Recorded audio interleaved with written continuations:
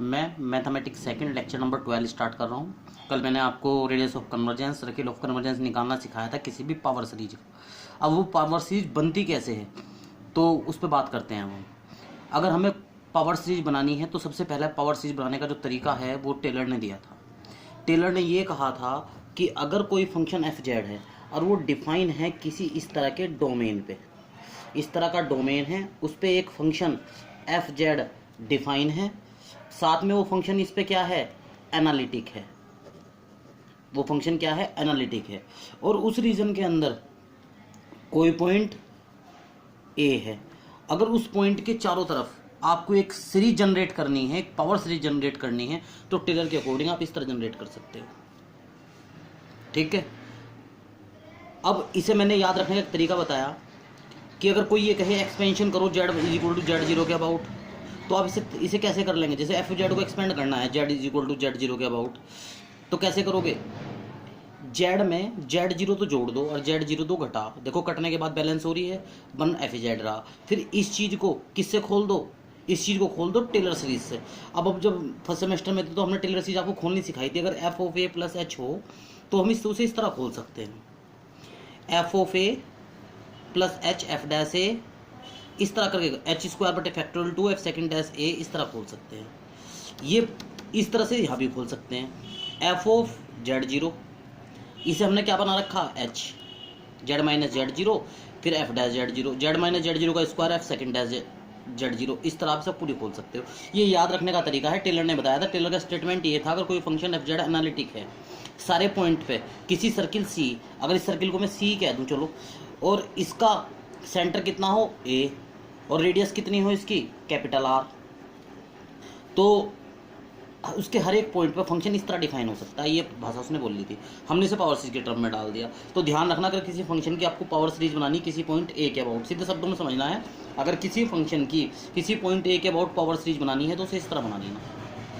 किसी point Z zero के about बनानी है तो आप उसमें से जेड जीरो घटा दो, जेड जीरो जोड़ दो, और पहले को ए मान कर एक्सपेंड करते चले जाओ।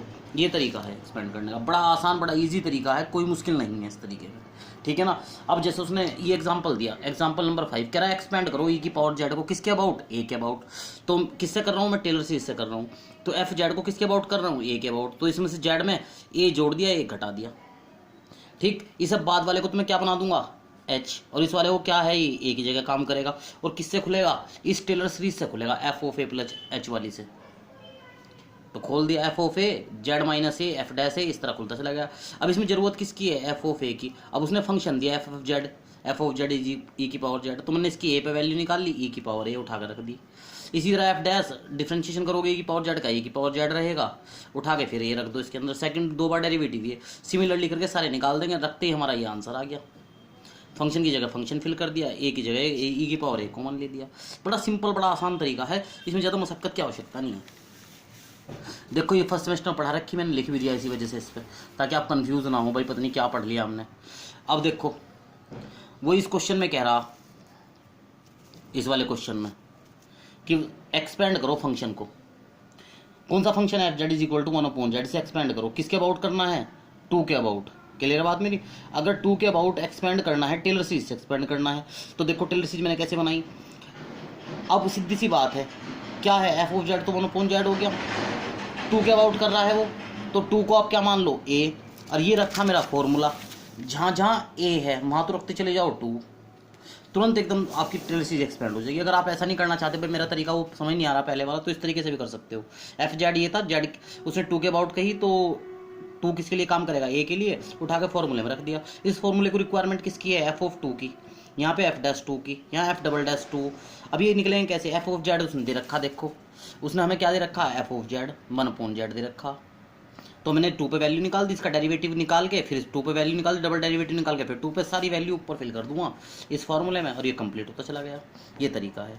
अब इस क्वेश्चन में उसने साथ में ये भी कहा था, देखो obtain its radius of convergence, इसकी रेडियस ऑफ कन्वर्जेंस भी निकाल लो। तो कल मैंने आपको रेडियस ऑफ कन्वर्जेंस सिखाई, उसमें मैंने क्या बताया था, जो फंक्शन आपको मिलेगा वो सिग्मा लगा के मिलेगा, तो इसे सिग्मा लगा के सिग्मा में कन्वर्ट कर दो। देखो 1/z ये थी 1/2, तो इसमें बनी हुई थी 1/2 में ले लिया, देखो कॉमन इसमें से, देखो ध्यान से 1/2 कॉमन ले दिया, और ये अंदर वाला मैंने बिल्कुल तरीके से बनाई, देखो जेड यहाँ जेड माइनस जेड टू की पावर कितनी है 1, यहाँ पावर कितनी है 2, यहाँ पावर कितनी है 3, तो यहाँ पावर कितनी हो रही होगी जब 0, जब n का मान 0 रखो तो 1 हो जाएगी। नीचे क्या है, यहाँ 1 पावर है, यहाँ 2 पावर है, 3 पावर है, यहाँ पावर क्या रही होगी 0। तो देखो n का मान 0 रख लो तो पहली टर्म बन जाएगी, n सारी बन गई नहीं बन गई। इसे 1/2 कॉन्स्टेंट अंदर लेके जा सकूँ, अंदर ले गया मैं इसे, अंदर लेके ये इस तरह बन गया। फिर इसकी कंपैरिजन किससे कर ली, क्योंकि कॉन्स्टेंट इसलिए अंदर जा सके ये, क्योंकि ये जो n लगा हुआ किस पे लगा हुआ, ये n की जगह फिल होना, इसमें n है नहीं तो ये अंदर तो जा सके, लेकिन n वाला कोई भी अंदर से बाहर नहीं आ सकता। ये मैंने आपको जब सीरीज सॉल्यूशन पढ़ाया था तब भी बताई थी बात, और कहा था प्रैक्टिस करके देखना इस चीज़ पे। फिर इसकी तुलना किससे कर ली, पावर सीरीज से। an का पता लगाया, an इतना है, फिर an+1 निकाल लिया। पावर सीरीज के वहाँ मैंने आपको फॉर्मूले बताए थे, उस फॉर्मूले से रेट ऑफ कन्वर्जेंस मैंने इस तरह निकाल दी, निकाल के आप सवाल पूरा कर दो, r का मान 2 आ गया, यही इसकी रेट ऑफ कन्वर्जेंस होगी। Okay, thank you.